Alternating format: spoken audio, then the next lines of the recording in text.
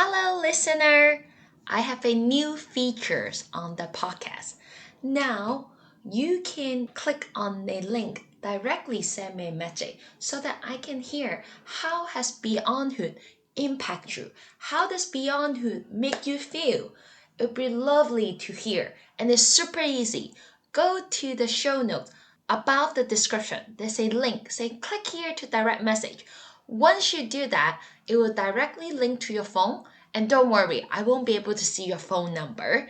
I'll just receive the encouragement or comment from you. Looking forward to hear direct message from you all. Childhood, adolescent, adulthood, and elderhood. Welcome to Beyondhood, where we go beyond elderhood, one chat at a time. Before we start, do you have one or all three of the following issues? First, do you want to know more and deeper into your loved one's childhood? Second, do you feel it is hard for you to talk to your loved one to understand them more deeply? They're often not as open with you because you're family or good friends. Or you find it hard to ask them questions because you're close to them. Third, have you thought of one day when they're gone, you can never ask them about their lives anymore? If any of the above comes to mind, our Record Life Story service is your solution. Listen to this episode and see how we can weave a story for your loved one and create this legacy for you and your loved ones. Contact me. My contact info is in the show notes. We're now on Patreon, a site where we provide rewards and perks to our subscriber, you. For as little as £3 per month, less than your cup of tea, you will get to see the exclusive Beyonders Now and Then picture. You walk around like a grown-up, without knowing you joined the most amazing and fun community to retrieve the ancient art of storytelling. Because stories shouldn't stop just because we have grown up. The Patreon site link will be on the show notes. This week, we have Mickey, whom I met while giving out flyers outside of the Royal Albert Hall at the event D-Day 80 Years Anniversary. Remember the Normandy Landings. Mickey was wearing his Royal Navy uniform with his shining medal, but it was his energy that drove our conversation going for 30 minutes outside. His passion for being a veteran, as well as serving the Royal Navy. His eyes spark when we talk about his career. There was a line of people thinking and chatting to Mickey after the event. Now, let us dive into the world of the sea and a sailor. Nice to see you today. Before we start, what is your name? Where are you from? How old are you? And where do you live now? My name is Michael, or Mickey Ellis. I come from London, or Chiswick. And I was born in 1945. I'm 80 next year. And now I live in West Swindon.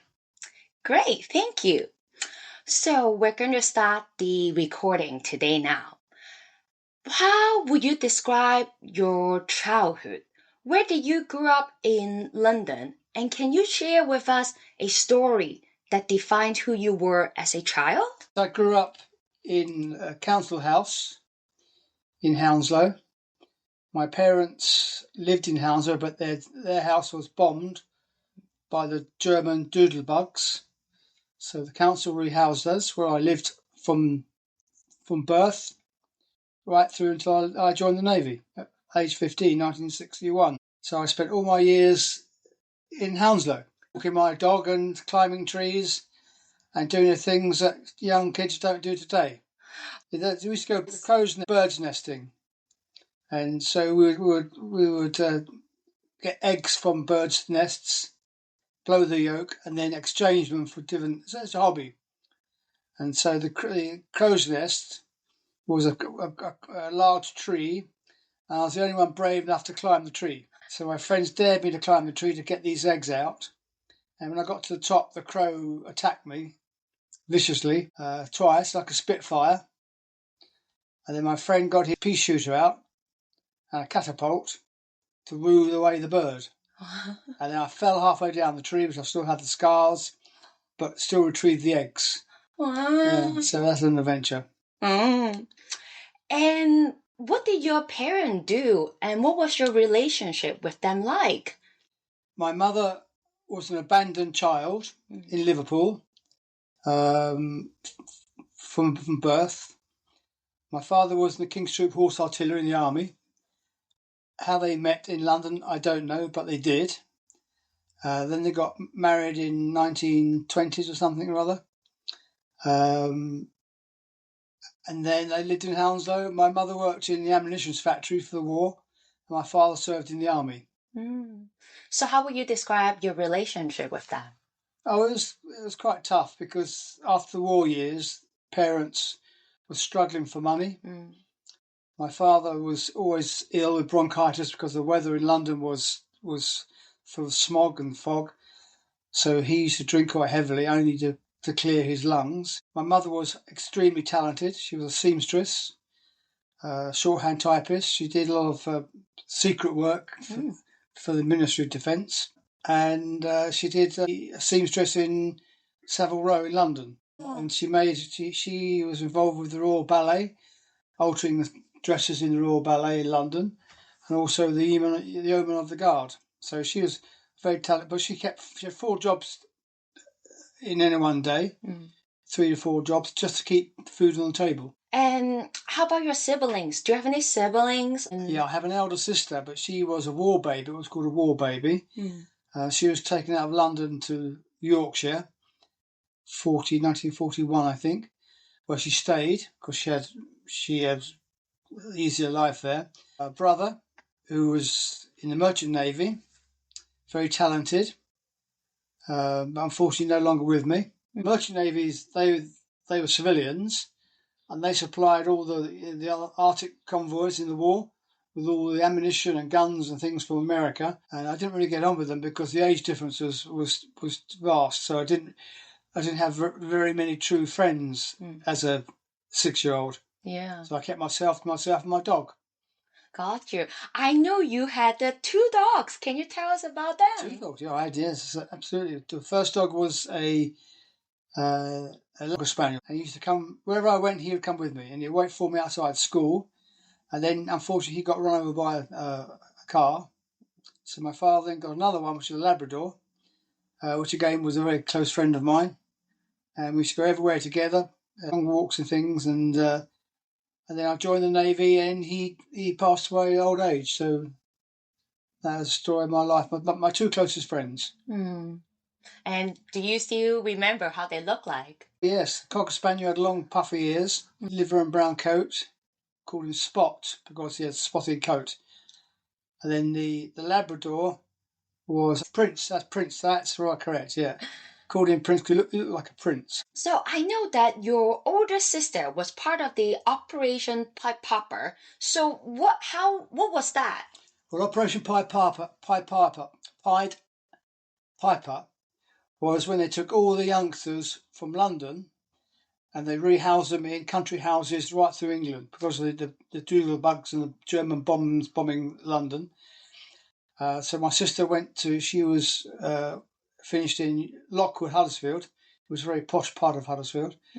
And she was with foster parents who were very successful, very wealthy. She had a good education. She ended up as a singer with the Huddersfield Choral Society, and that's where she stayed the rest of her life. And she's still alive somewhere. Where, I don't know, but she is. I know we talk about you grew up in the council. Can you tell the audience what was the Hounslow Council estate like at the time? Where would you spend most of your time? The Hounslow Council was the same as the Hounslow Council today, same as all councils today. And when my mother and father were both taken to hospital, I stayed with my neighbours. And then when I went to school, the school teacher told the social workers that I was living at home on my own, same as my brother. And so the social workers took us out and put us into council care, which they do today, with horrible foster parents, where we spent 4 years.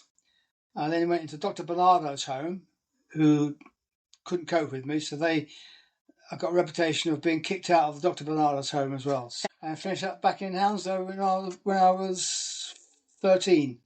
I remember you mentioned in your biography, you and your brother actually tried to escape once. Several times. Can you tell us how did you escape? Well, yeah, we were in Willesden, horrible house, horrible foster parents.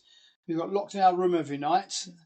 So we decided to tie the sheets together and we lowered them down like prisoner of war camp. And we climbed out the window.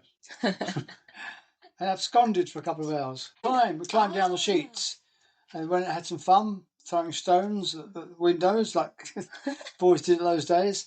And then decided to come back early, but because the police probably would try and find us. But then we couldn't get back up to the bedroom again, so we had to knock on the back door. And there was our foster parents waiting for us.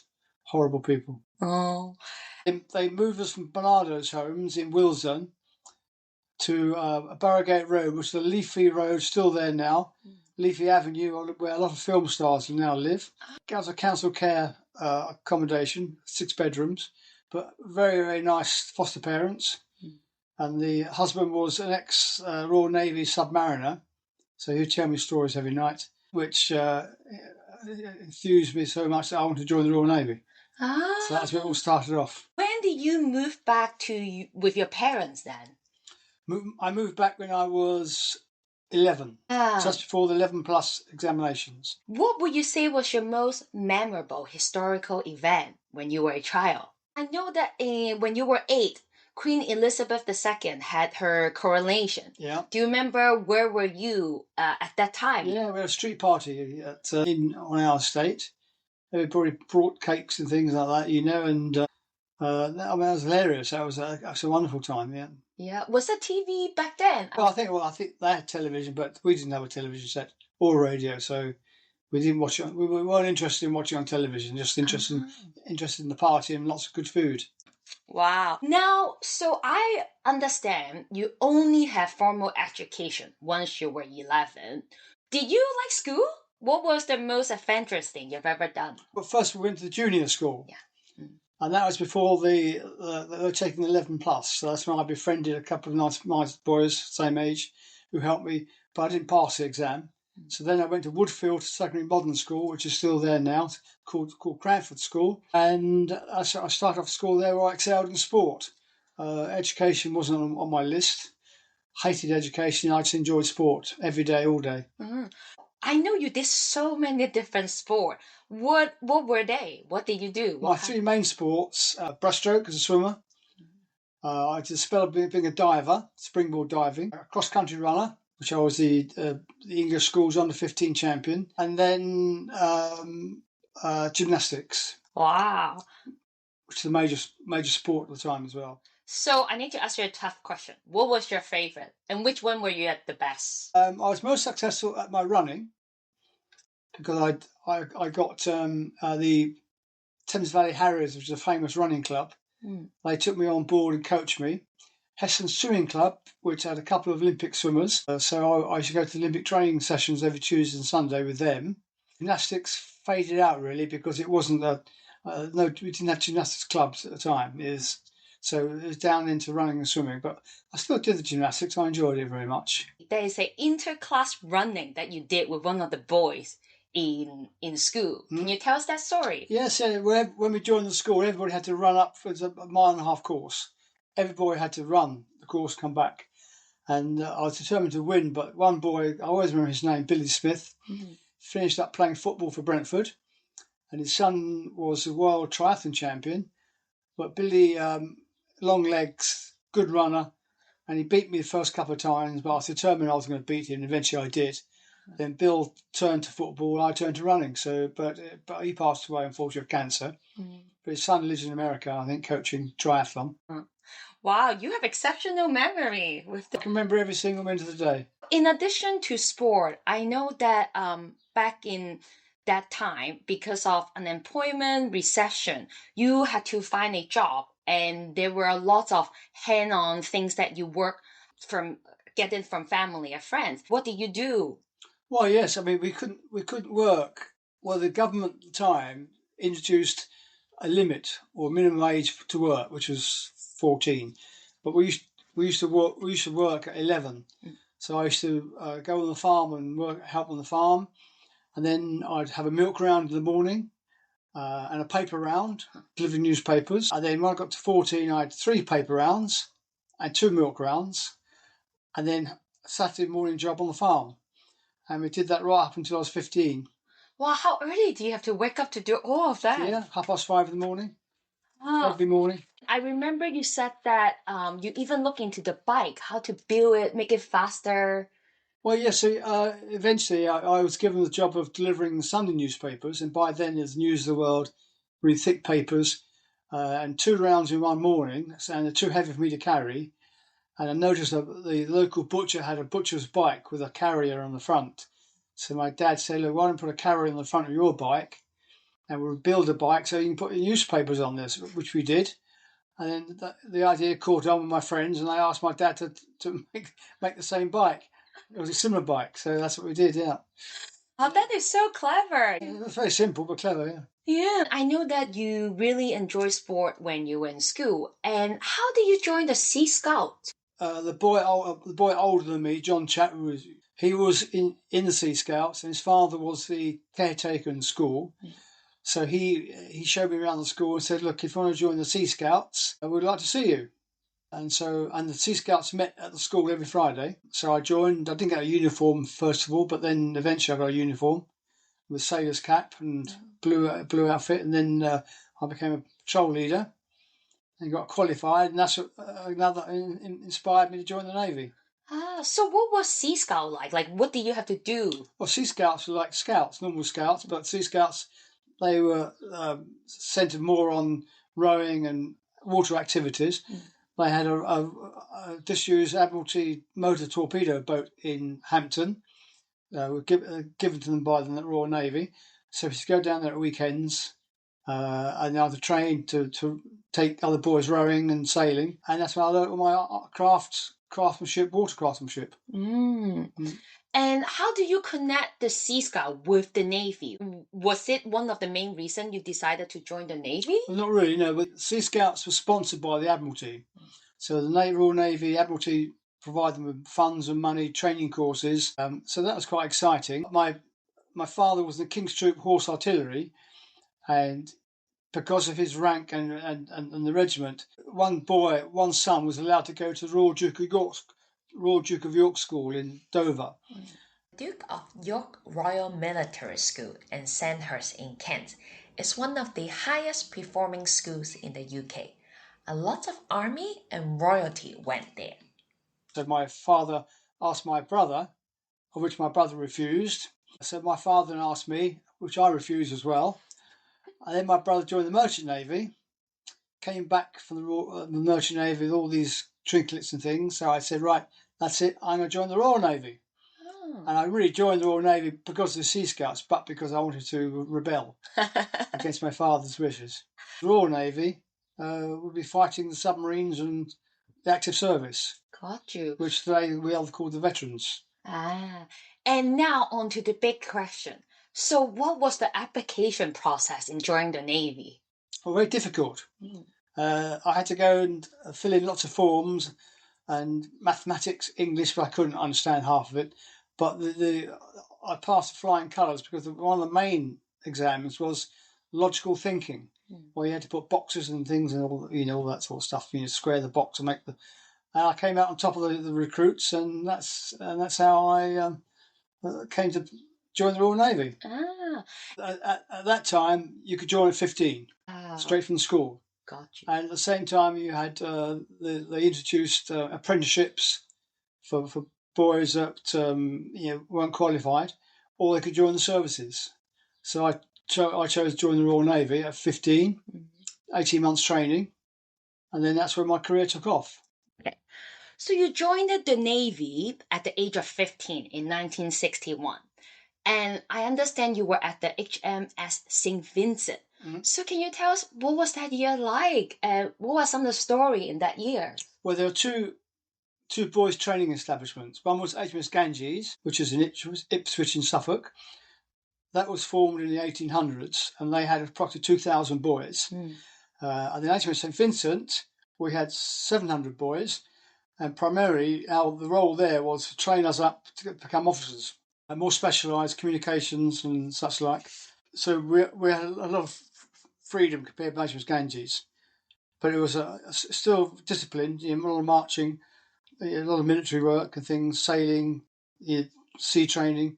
But I enjoyed every minute of it. It was absolutely wonderful, yeah. HMS Vincent is a main training establishment in the Navy.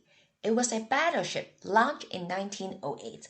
It was steeped in naval history and tradition going back as early as the 18th century, when a boy as young as 8 years old has served on ship of the Royal Navy as powder monkey, which means they were required to run between guns with supplies of gunpowder, food, and even traditional Navy rum in order to keep the fighting spirit and morale at its peaks.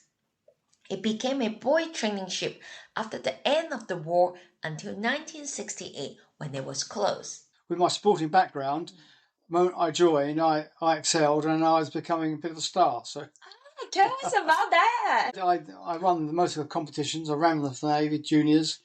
I swam for the HMS St Vincent. I was a gymnastics class, display teams. So I was a shining light in the St Vincent, and that paved the way for my future career. But you were still quite young, 15. How was it feel like to be away from home? I enjoyed every minute of it. I enjoyed the discipline. I enjoyed people shouting at me because most of the staff were retired from the Second World War, and I used to laugh at them because they were quite funny people, and it was like Shakespeare saying that the world is but a stage, and all of us are actors upon the stage. So I used to interpret that as all these people at St Vincent were all actors, which I was one. And did you get any holiday, or how was it like on this month? Yes, I leave 3 times a year for 3 weeks, 3 times a year, when we had to wear our best suits, then march down through Gosport with a roaring band playing, and all the local people used to be waving goodbye, and then we'd go home and leave and come back again. And that was 3 times a year. Yeah, quite memorable. And how long were you at HMX St Vincent? Well, the training was actually 14 months. But at the end of the training, I was then promoted to a junior instructor, which is like head boy at a private school. So my job there was to teach the recruits coming in what I'd been taught 18 months ago, and that gave me 6 months promotional ahead of my colleagues. Yeah. Wow! So then after St Vincent, I know that in 62 to 64 you had your first commission as a junior seaman. So can you tell us about that? Well, after St Vincent, I still wanted to become a PT instructor. I wanted to join the field guns crews, which I had every year in the Royal Tournament. So after St Vincent, I joined HMS Vernon, which is across the water, and they specialised in torpedo training, anti-submarine, and so I had to qualify that first of all. So that was another 8 weeks. And then once I qualified as an underwater weapons specialist, torpedoes and mortars and such like, I then, thinking I might end up in the Far East, some sunny location, I finished up in the Arctic Circle. HMS Duncan, chasing Russian submarines and protecting our fishing fleets.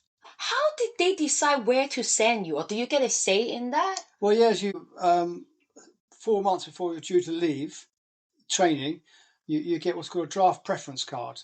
And on the card, there'll be 3 boxes, and you fill in each box where you want to go. So I filled in, the first box was the Far East, second box was South Africa, and the third box was the West Indies. But I never got any of them. So I finished in the Arctic Circle. Horrible place, but there's another challenge. Yeah. I enjoyed it again, took it on board. I have never been to the Arctic Circle. What is it like in Arctic Circle? Well, as in today, because all our nuclear submarines or submarines today are based up in northern Scotland, the Russian fleet used to always monitor our fleets up in the Arctic Circle. The Arctic Circle goes from Canada right across to northern Russia. So in the Second World War, we supplied the Russians with cargo, the guns and ammunition from Canada, the Arctic Ocean, and then Bering Straits to Archangel, which is one of the ports in Russia. But the Russians used to, the submarines would monitor everything that was going on. So we used to monitor the Russians monitoring us. To kind of monitor each other. Oh yeah, cat and mouse. It was all cat and mouse. That's right. So do you see them, or how do you monitor? Well, because we had even today, surveillance aeroplanes, sonar which detects Russian submarines underwater, and then the Russians also had fishing trawlers disguised as fishing trawlers, and they would then be in the centre of our fishing fleets, because then you had a large fishing fleet.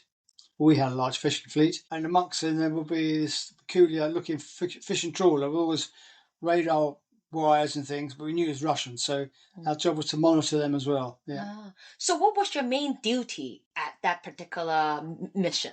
Well, I was a junior seaman, so I was responsible for that responsibility, but starboard lookout, I was operating mortar-marked anti-submarine mortar-marked 10s. But then I qualified when I was 16, coming 17, as a Navy diver, which is one of the youngest in the Navy at the time, because they needed divers desperately. So I was in as junior seaman and a Navy diver at the same time. If you're like me, didn't know too much about the Royal Navy, this will be helpful for you to know about the different ranking in the Royal Navy. Seaman. Seaman is a military used in many navies around the world. It is considered a junior enlisted rank. Diver. As a Navy diver, your job will take you to the depths of the sea to perform underwater welding on ships, search harbor for impediment, retrieve sunken ship wreckage, and even pull astronauts from space capsule when they land in the sea. Petty officer are usually sailors that have served at least several years in their respective navies. Petty officer represent the junior and mid-grade non-commissioned officer rank of many Navy service and are generally responsible for the day-to-day supervision of ranks junior to them. And a Navy diver is you have to dive in the sea? Well, every time a ship goes into anchors a foreign port, the threat from the terrorists putting limpet mines under the ship. Part of the role was to always go under the ship and just check for limpet mines. You had to clear the outlets, and then on several occasions, trawlers, English trawlers, got their nets snagged around their screws, so we had to go and clear that. Hit icebergs like the Titanic, and then in the Far East, the Navy diver will clear the harbours for coral. So it was a multi function. Wow, so how did you learn how to dive? Well, I did. I had to apply, and because a lot of the Navy divers at the time were leaving the Navy to work on the oil rigs in the North Sea, and every ship had to have a diving team. So they sent out a signal requesting youngsters to join or go for training. So I did the 8 weeks training in Plymouth first of all, came back and then did my probational period, then another 8 weeks in Scotland, diving again in Scotland, and then I went operational as a 17-year-old. Wow. Is it always cold under the sea? Or what was it like? Well, yeah, you're under the sea, Arctic conditions. Sub-zero conditions, yeah. And how long will you be in the water for when you carry out the... We did a couple of special ops, but we can only do 20 minutes at a time, then come up, and then get relieved and go down again because it's so cold, 30 degrees below. Yeah. It's too cold to stay down any longer than that. And then is it like a teamwork or you go by yourself? Oh, well, yeah. Well, you'd have one person on the surface with what's called a buddy line, and then the diver go down, and then they keep in contact with this line, and so signals are, two pools come up and three pools go down, and so on like that. So that's how you signal. Wow! And then after this commission, where did you go? I finished. I did another course with driving. This is a course what's called a rubber boat that Royal Marine Commandos used.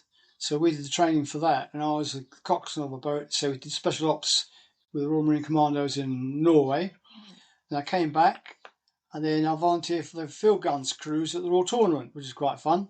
throwing his guns around, which most people will remember. The Royal Tournament was the world's largest military show, held by the British Armed Force annually between 1880 till 1999. This event comprised a combination and selection of military displays from all three services, including the famous Royal Navy's Inter-Commander Field Gun Competition, an annual event where teams have to carry this huge gun over purpose-built walls across a gap in the center, then back to the start again. And then from there, I finished that, and then I did a leading seaman's course, 18 years of age, which is like a corporal in the army, very young indeed. Passed that course, and then I was drafted to HMS Londonderry frigate, which was going in the Far East. HMS Londonderry was a Type 12 class anti-submarine frigate of the British Royal Navy in service from 1960 to 1984. And because I was short of leading seaman, I was promoted to leading seaman at 18. Wow. Yeah, which is a very young age indeed. So I've only been in the Navy 2 years, and so there was a leading seaman. Well, you were basically just becoming an adult, like proper 18 years old. Exactly. And I know that then you went to the operation in Indonesia, Malaysia. So what was it like to be in the Far East now? Well, yeah, we then went out to the Far East, and we were chasing the pirates in the Indian Ocean. And then the communists were then trying to invade Malaysia. They were in Borneo in Indonesia. So we were there providing support against the communists, chasing the terrorists there, and providing the helicopter crews and a diver as well. So that's one of my roles as a diver. And then South China Sea, chasing the pirates there as well, which is still happening today. From Hong Kong, we're based in Hong Kong. So that was I remember I got a medal from the Malaysian government for that. So that was a memorable commission. Very good. So pirate, I have never seen a pirate. Do you have to catch them, and then what do you do? Well, pirates even today. I mean, you see today in Aden, where they're trying to fire missiles at merchant ships. So when we say pirates, these are terrorists, but we call them pirates. Yeah. And they'd be gun running, drugs, and they try and put bombs under our ships, Yeah. So we're always on high alert. So pirate, is it what we imagine they look like in the movie, or it's totally different? No, pirates like you see in Afghanistan, Iraq, Iran, like you see every day with in the Middle East. Yeah. Exactly the same as those. So did you ever have to use gun to deal with that? Guns, always all the time, Yeah. How was that experience? You were just 18, so you properly just become an adult. Yeah, well, you just took it on your stride. My job was starboard Oerlikon gun, which is when we saw a Chinese junk, we knew it was they were doing something which they shouldn't be doing. So we gave them warning, said to stop, and they wouldn't stop, so we'd fire over their bows, and then go alongside them, pick them up, and then tie them up, and interrogate them. And take them back to Hong Kong or Singapore. Interrogate? What was interrogation like? It wasn't me doing that. It was the master at arms of the coxswain would interrogate them, who were qualified in interrogation techniques. Yeah. Just to find out where they're coming from and where their base was and all that. So what was Hong Kong like in that time? Fantastic. Yeah. It's the best run ashore in the whole of the Far East, and it was a colony of England, of Great Britain. And we used to go in the Wan Chai district over to Kowloon. I met a lot of friends. We had a Chinese, all chefs on board were Chinese, cobbler, tailor on board Chinese, and the ship was maintained by the Chinese in Hong Kong. So we went on shore leave. So we had a good relationship with the people in Hong Kong. Now that you share with us, you've been to the Arctic, you have been to the Far East, and then what happened after this Far East commission? Where did you go? I came back, and then I went in the field gun cruiser game, which is the Royal Tournament in London. That was for 9 months. And then from there, they gave me the task of training up the Royal Navy display team, which was climbing the masts and swinging cutlasses. And that was a Festival of Remembrance at Royal Albert Hall. So I did that twice. And then I went to do the Royal Tournament. Then we went on tour. And the idea was to show what's called Show the Flag, to try and drum up recruits. But that was the first time. That hadn't been done for 70, 100 years. Mm. So I'd learned all about the Nelsonian cutlass drills, which they practiced in Nelson's day. And so that was a challenge, yes. Let's go back a little bit more to dive into the Royal Tournament, because I know a lot of audience might not know what Royal Tournament and the field gun competition is. Can you share with us what they are and what you have to do? Well, yes, it started off in it's called the Siege of Ladysmith, when the English had, or the British had regiments in South Africa. And the Siege of Ladysmith was when the Dutch Boers, they surrounded this town, Ladysmith, and so a Navy destroyer from Cape Town came up, took ashore these big, large guns, 3.8 caliber guns, and then we obviously beat the Dutch and the Boers, and we freed the English regiments. And when we came back, Queen Victoria was so impressed that she said, "Well, we should demonstrate how you did it." In the late 1800s, they had displayed the royal, but it was an event in London where all the armed military would do horse riding and tank, and a display of this gun going over ramps and things. And then they decided in 1901 to have a competition between all the naval bases in England, Chatham, Portsmouth, Scotland, and Plymouth. The Royal Tournament then was an event every year in Earl's Court, where the RAF, the Navy, and the Army all took turns in organising the event. And I think 1979 it was disbanded. Yeah, but it was very, very popular with the public on television worldwide. And the guns cruise was always a big event where you had to go over the ramps and swing and such like, and you were timed, and the fastest team or crew, as we called it, presented with the cup for the fastest crew, you know. Yeah. So that means the field gun competition was part of the Royal Tournament. Yes. And then what is the Festival of Remembrance? Well, that's organised by the Royal British Legion every year in the Royal Albert Hall. Yeah. And that's the same weekend as the Send-Off Parade, which is in Horse Guards Parade in London, where the King takes, or the Queen previously, but the King takes a salute. 10,000 veterans, all ex-veterans, and serving guards, Marines, and that's on the first weekend in November. And then that's on Sunday. Then on the Saturday is the Festival of Remembrance ceremony in the Royal Albert Hall. So which one was your favorite? Both. You were also rated as a petty officer physical trainer instructor. Can you tell us when was this, and then what was your experience like? Well, that was first of all, I was a leading seaman physical training too, second class. Then I spent four years doing that, and then on all the ships, and then I did the course for physical training first class, which meant that I had more responsibilities. So from there, I went on to taking on other major roles, coaching sports teams, and then HMS Eagle, which was an aircraft carrier. So there had 6 of us on board there, responsible for operations and fitness training and everything else. So that was the next major step. How does it work in the Royal Navy when you are from one rank moving to the other rank? Do you have to take exam, or how does it work? Yeah, you do a 9 months intensive course, which is anatomy, physiology, fitness training, leadership skills, mountaineering, all that stuff, first aid, firefighting. When you want to move to the next level, is it something you self-promote, or someone have to nominate you? You have to get recommended, yes. You get recommended on past performances.